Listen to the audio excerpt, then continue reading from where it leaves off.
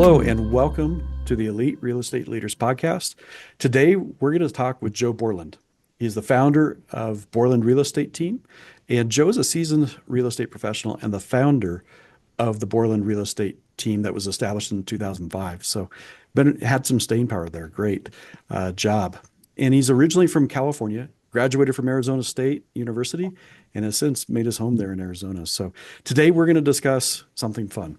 It's the dynamics of running a successful real estate business alongside his wife, Courtney. And so Joe's going to share some of the challenges and the triumphs of partnering like that and offering valuable advice for couples considering a joint venture in the real estate industry. So welcome, Joe. Thanks, Mark. Appreciate the intro. It's funny because usually she's here with me when we're doing podcasts. But then that becomes kind of a struggle because we both like to talk. Yeah, I know how it goes. So, well, maybe we'll have Courtney come back without you. That's probably a good idea. She's got great insights. She's usually really good. Well, let's get the ball rolling. Tell us a little bit about yourself, your story. People want to know about you. So, like you mentioned, we actually kind of grew up, come to find out, not too far from each other. I'm from Northern California, north of Sacramento, farm town up there. And I ended up moving right out of high school. I was an exchange student for a year. Went to Brazil, met a great host family down there. Decades later, I'm still in contact with that family. And I've even taken my youngest or my oldest son down there for a wedding. Then I kind of bebopped around Texas, Arizona, California, ended up coming to school in Arizona and graduated here. And I went back to Brazil for a little bit, was teaching English, just kind of, I'll take it almost like a gap year kind of thing right after college. And I came back to Yuba City, stayed there for a little bit, was trying to figure out what to do. And this girl shows up. They used to live across the street from us. And our moms remained friends after they moved. And she came down from Washington with her mom. The next day, I told her I was going to marry her. 3 weeks later, we were married. Wow. And that was 27 years ago. Wow, and congratulations. Thank you. Yeah, that's I don't awesome. recommend 3 that weeks for everybody. Yeah. Yeah. It's my best sales job ever, convincing her to marry me.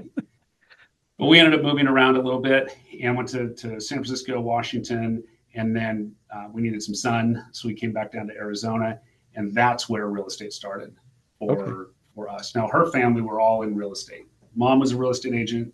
Her stepdad was actually my broker for a while. Okay. Her grandparents used to own a real estate company. So I had no choice but to get into real estate or I was going to be disowned. So we just had to figure out where we were going to do it. And that was Arizona. Yeah. Some great heritage there, so to speak. And you had to live up to some big expectations probably. Just a little bit. Yes. Yeah. So was it 2002-ish that you ended up in Arizona? When did you end up in Arizona? So we moved here in 2001. I was actually selling construction equipment for a big company, and I did that in San Francisco and Washington, and transferred down here to Arizona. And that was 2001. We moved here. I quit that job, got my license, and then started in the beginning of 2002. Okay. Wow. All right. Well, let's just jump right into it. What's the nitty-gritty about working with your wife?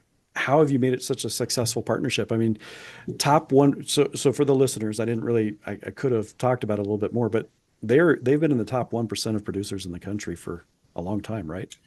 Long time. You guys are doing really well for your customers. I mean, you're taking care of people. It's funny you say that because when the market slowed down the amount of sales, we actually sold the same amount of homes. So we actually took more market share, as that was happening. And first we're like, oh no, we didn't grow, that we were really bummed about that. And then we looked at it and we're like, whoa, the market is down 40% and we took market share. That's a good thing. Yeah. So that's like a 40% growth. Yeah. We were pretty happy with that. Yeah. And I mean, the reality is working with your spouse. So she was in title and escrow. She's had a real estate license when she was 18 years old. So she's been around the industry in multiple different facets. And when we had started having kids, we have 2 boys. She stayed home as they were young. And then as they got into school age, she started working in title. And then we realized that's not for us. Come work for me. You can help me. and still have that flexibility that we wanted, that, we wanted at least one of the parents to constantly be able to be home with the kids as needed. And she had that more flexible schedule at that point.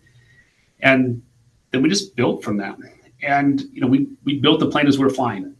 And I don't recommend that. That is, if you're going to ask what the biggest thing to do is have a plan. Sure. We didn't really expect what growth looked like. Mm-hmm. I just know I needed help. So I, hired an assistant, and literally the first day that I hired her, I think that was 2005, maybe 4. I'd only been in the business a few years.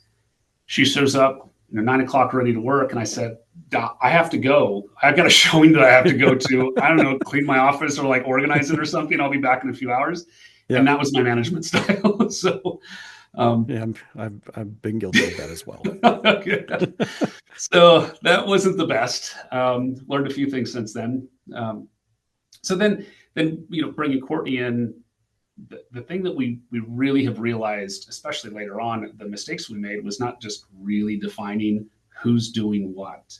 Mm-hmm. And as we, were talking about earlier, as disc personality types, I'm an IC, I'm energetic, but I can do the data stuff too, which is really strange, but she is a high D and mm-hmm. I. So she's outgoing. She's DI. Okay. She is DI. Okay. Yep. And the D is, she is there. And she is, that's one of her biggest assets, is that she can just get stuff done mm-hmm. and care about people as well. Just, they don't care about, how you react. Well, DI is fast paced, right? So she's probably got a lot of energy. Yes. The I really cares about the people that, and if you guys don't know what this is, just Google DISC. Tony Robbins gives away a free DISC profile. It's pretty cool. Or reach out to Joe or I. We'll teach you more. If you send me an email, I'll send you the DISC profile test. You can take it for free. And heck, email me. I will analyze it with you to explain to you what you're good at, what your motivations are, what you should stay away from. Yeah. And actually, we utilize DISC on every hire that we do. And it's not about removing somebody's capability of that mm-hmm. job. It's just explaining, if you're an SC type personality, which is that servant, organized, really organized person that doesn't have that ability to just go up and talk to people naturally. A little slower paced. Yep. You can be the best salesperson in your organization. You just have to really be careful. You have to be diligent, and you have to lean into that, because your energy is probably not there to be engaging with people naturally. Yep. So you have to learn how to be engaging. And once you know that, you're like, man, you can kill it. You can do great. That's one thing I love about the DISC, and we're getting off on a tangent. I know you and I were kind of, talking about it before, getting excited, but it's not, don't put people in a box. It's not a test. It's not pass fail. It's understanding how to communicate with other people and how people can communicate with you, and styles. You mentioned motivators too. Are you doing the motivator part of the DISC? Yeah, we definitely see that. And when people come on, we go through that report. Like, that's one of the biggest things we do. And it's just about having them understand themselves. Mm-hmm. And a lot of people don't, especially when we're hiring younger people that aren't quite there yet in their experience in life and really analyzing who they are and who they are in the world. And so we can break that down. And I tell them, does this seem accurate for you? And most of it is really accurate for a simple test. Yeah, I love when they read through everything, and then that's one of the big questions as a DISC practitioner. We were taught, ask them, does this make sense to you? And a lot of times they're like, yeah, like 90% of the time. Yeah, it's amazing. Yeah, and then you can parlay that into, well, now you. How do you interact with somebody else? Because now you can start figuring out what somebody else needs in the communication with you, and it just makes you a better. Makes you a better consultant, advisor, ultimately sales, but you have to do that consultative piece first. Well, and you brought it up. A lot of young folks don't understand self-awareness, and this just helps with that. And then it allows you to be, let's bring it back to real estate. It allows you to communicate better with your clients. So whether you're helping, on a buy or a sell, you can help them find what they really need. So, and what they want. I primarily do listings. I'm still very, active in production. Yep. I love actually going out on a listing presentation. I enjoy that. And you need to know when we're going through our book of data and about us and talking about pricing in the market and stuff, I need to know, does this person a little chatty? Are they talking about feelings and what they, their kids and so forth? They're probably not going to want to care about the data. I'm not going to open that book. We're just going to talk. And that comes from years of experience of learning how I interact and then talking to other people and interacting with them to determine, you're going to bore them to death if you go over data with somebody that is an I. They're not going to want to see that. High I doesn't care. No. Just tell me how you're going to help me, make me feel good about it. Yep. Let me go off on another tangent. You've got a pretty good sized team there. So are you teaching that you and Courtney, do you guys teach the disc to your team? Oh, absolutely. So our the way we have our world set up here is Wednesday, Friday, every morning from 9 to 10, we do role play. We do a little huddle. Nice. And then we jump into role play, and it's situational role play. I ask the same question every week, which is, what you guys run into this week that got you stumped? You weren't quite sure what to do. That you had a conversation that stalled out, and invariably somebody had some sort of situation. If they don't, I certainly have a bag of things that I can go over. But we literally just practice, just like the Zoom right here. It's we'll have dozen. Sometimes we've got 30 people on these Zooms, and I'm picking somebody. You're the agent. Somebody else is the buyer, and somebody else gives feedback. So we got 3 people involved, and we play out a scenario, and we take notes, and we critique them and give them feedback on what to do. And we do that twice a week, which is one of the biggest. It's a determinant of who can stay in this business and who can't, because we've all been there. All of us have been uncomfortable on a phone call in front of other peers, and you don't know what to do, or you bog down, or whatever the case is. I tell them, if you can get through the first few weeks of this, if you last a year, you will be night and day just by having this practice alone, being uncomfortable. And then you're going to be exponentially better in talking to a real client when a situation arises. And I love the fact when people come back and say, we just practiced that. It happened on the phone. I'm like, yeah, I know. That's why we do this. Easy. So I heard you say it's a determinant. Are you talking about it's a determinant to whether they're in the business maybe a year or 2 years down the road? Yeah, absolutely. 100%. I wanted to say that for our listeners because, thank you. In my business as well, we role play every week, and if people don't do it, they don't survive. It's, in my mind, it's one of the best practices, and I've been doing it for a long time. First my managers did it to me, and now I help my team get better by it. And ultimately, it's better customer satisfaction, and the customers love us because of it. Because we're professionals. We're training ourselves for it. So and somebody doesn't want the other person on the phone to stammer, stutter, say a lot, and not know what to say. And it's okay if you don't know the answer. That's part of my thing this morning was, it's okay that you don't know the answer. I've been doing this for 23 years, and I don't know all the answers. But you have to be confident in saying, I've never dealt with that before. I've never seen that before. Let's find out the answer. And then have a question to follow up with that. And that's just kind of what we do. And then we train, follow up with intelligent responses and answers down the road. Yeah, absolutely. And then we do trainings every Thursday at 9:00 as well, which is contract training, real estate specific training. I want my team to be the most educated team on the planet. I want them to understand the contract, because if you don't understand the documents that we use, that is literally representing and binding a person to their largest investment they're more than likely going to have in their life, and you don't understand the contract, you shouldn't be doing this job. Yeah. You have to understand that document. Yeah. So more of a technical aspect on those Thursday mornings. Is that what you said? Yeah. Yeah. Smart. And I enjoy it. That's actually the highlight is teaching.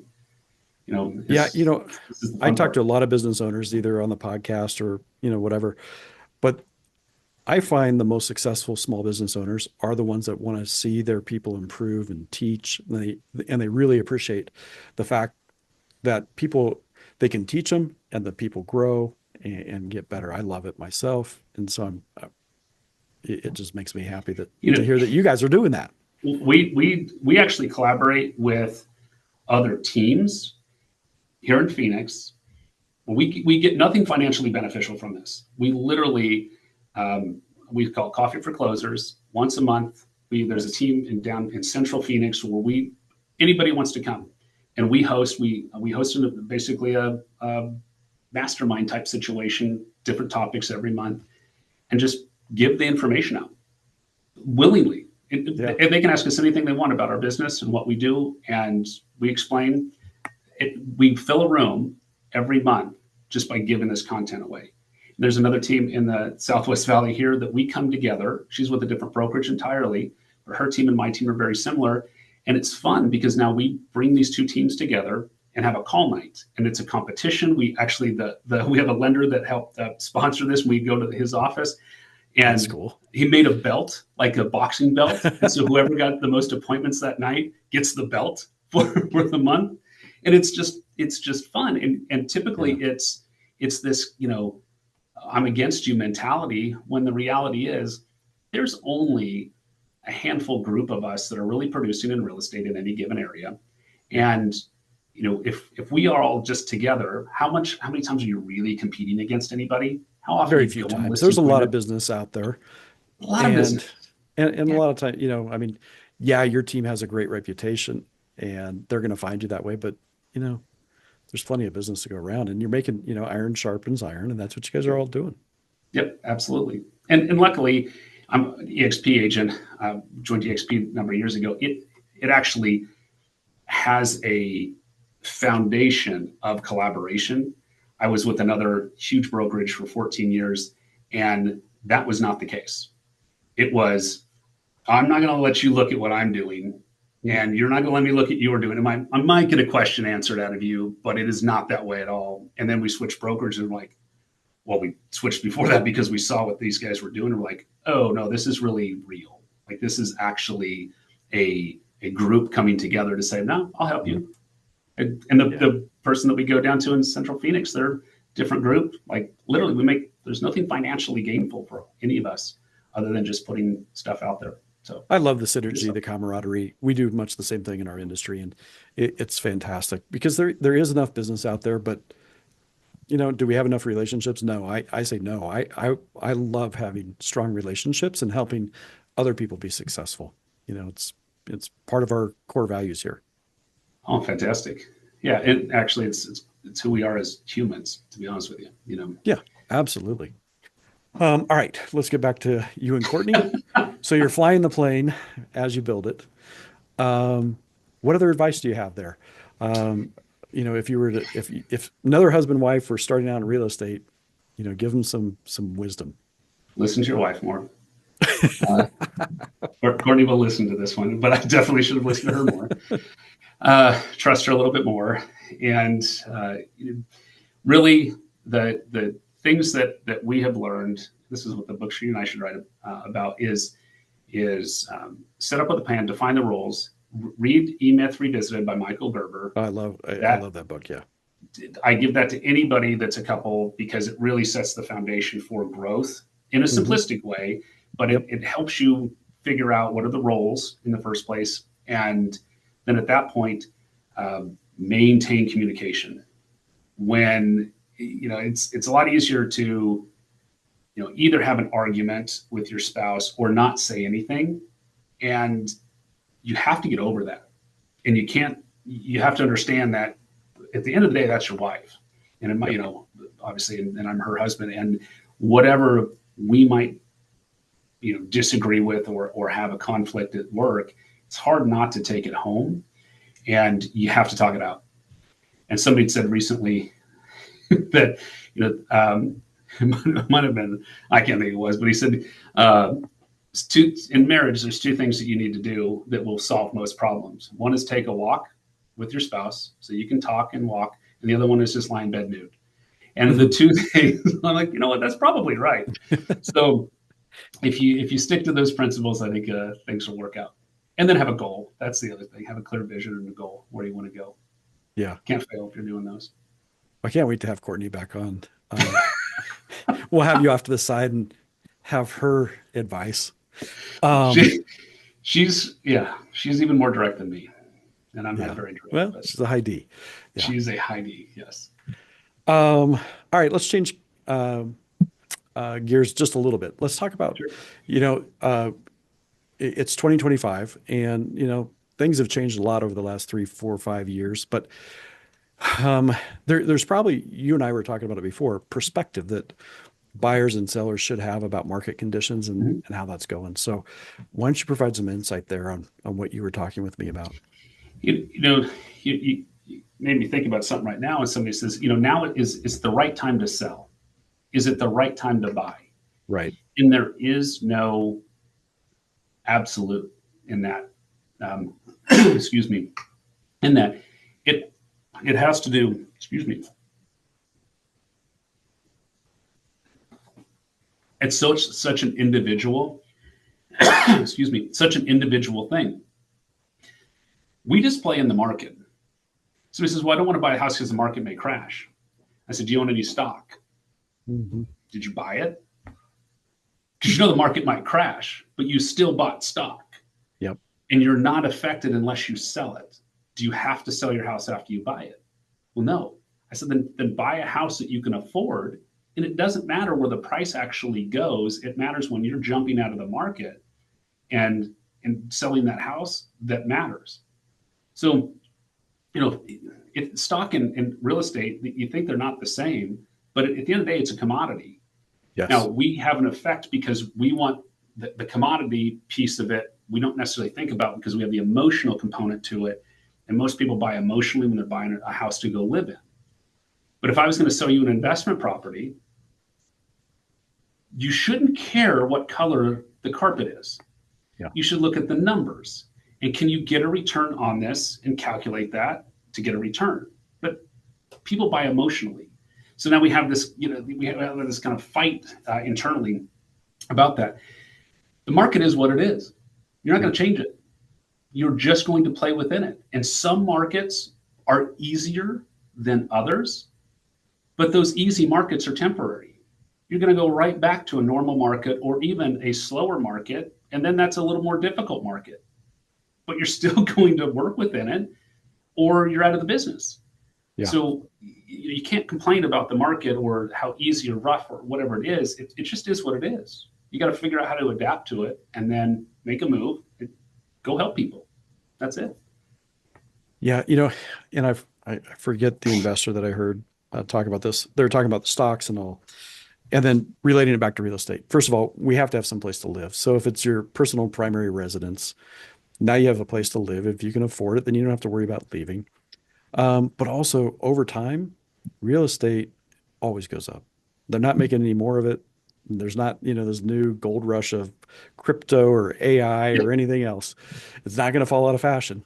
People always need it, want it, and they're not making any more of it. Yeah. So, I guess for the listeners out there that are worried about the market, there can be concerns, but to Joe's point, it is what it is, but it always returns a positive over time, and you need a place to live. If you're going to buy a house to live in, and you don't know that you're going to stay in an area, and Courtney tells me this all the time. You talk yourself out of more deals, and I said, yeah, because it's the right thing.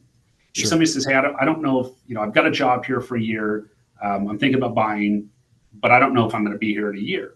So would you be willing to rent the house out if you had to leave? And if the answer is no, then don't buy a house. Yeah, that's Because great perspective. Yeah. there's too much short-term uncertainty at that point to buy. But if you said, no, I'd be happy to rent it. I don't want to feel like something. Then great, buy a house because that asset is more than likely. There's only been 2 times in the course, I think, of the last 80 years where real estate actually went down after 10 years. If you look at it, it's a very in that period. thing. Yep. Yep, very very minimal. So you're going to have a good investment in there. Now, people that bought in 2022.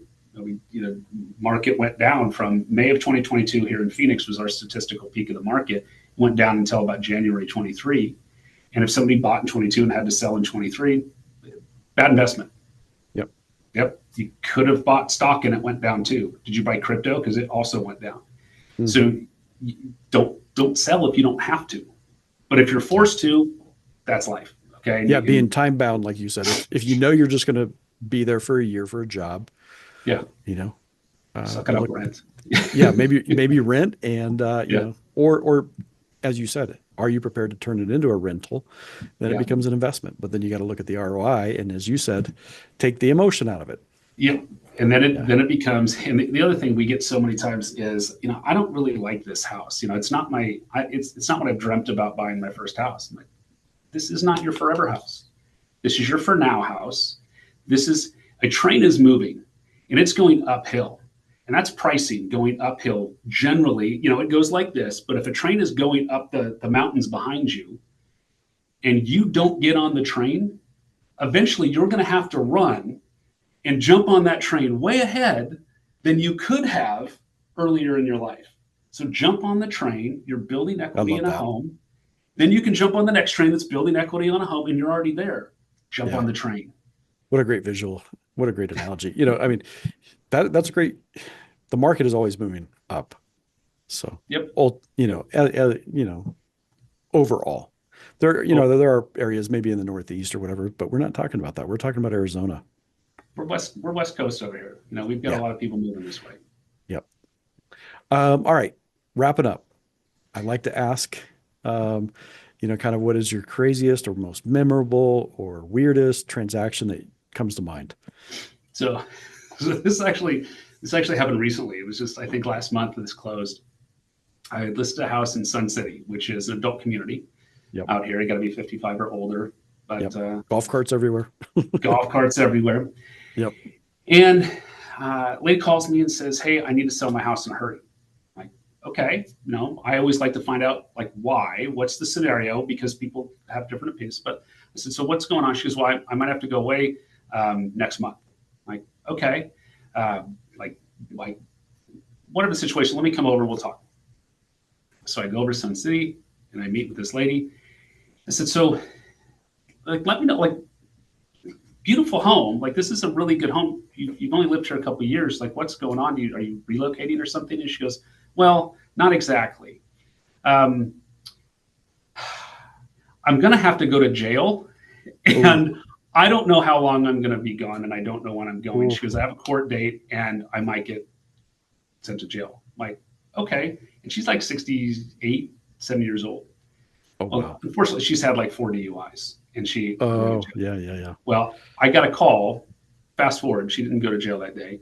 But fast forward a month later, I listed a house. It's on the market. She calls me and said, "Joe, I'm at court and they're taking me away. And I don't know how long I'm going to be gone, but it's like 4.5 years." Oh, my gosh. Okay. Now, we had set up contingencies because we were anticipating this could potentially happen, got a power of attorney and got things. POA set up. Sure. Yep. But it was all of a sudden that day, she's like, "I'm going to jail for 4.5 years." Wow. And I proceeded to sell that house. We, fell out of escrow, came back again. And when I got that call from Maricopa County Jail, I knew the telephone number and I knew that I had 5 minutes to talk to her before it just automatically hangs up. That was my first experience dealing with somebody directly, from jail. And I did Nice not job expect taking care of. Nice job taking care of her. A little peace of mind as she can't return to her house. Yeah, that was my heart felt. I had to commissionectomy that one just to get it to have some sewer issues. I said, I just have to get this lady's house sold, because that's going to be a problem for her. So we took care of her. Yeah, this was not the one you're gonna. This is not a home run. This is a single or that we got it. Well, done. my prayers for her is she gets paroled soon and she can come back out and you can help her find a new home. I hope so. And she actually just called me last week just to check in, just to see how things are going. And she was giving me an update on herself and she's doing fantastic. So nice. Hopefully well, I wish her all the best. Well, yeah, that was a crazy one. Yeah. Well, thanks for sharing. I love hearing some of these stories. So if people want to connect with you, why don't you go through the best ways, whether that's, website, social media, what have you? So you certainly follow me on Instagram.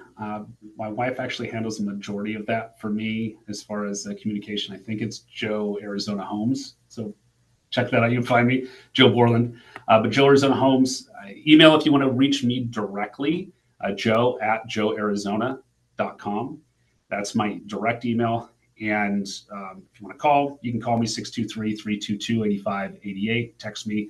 And if anybody has any questions, any issues whatsoever, I have a great network of individuals that if you have a question, I'm a mentor and have mentored rookies of the year in multiple different areas.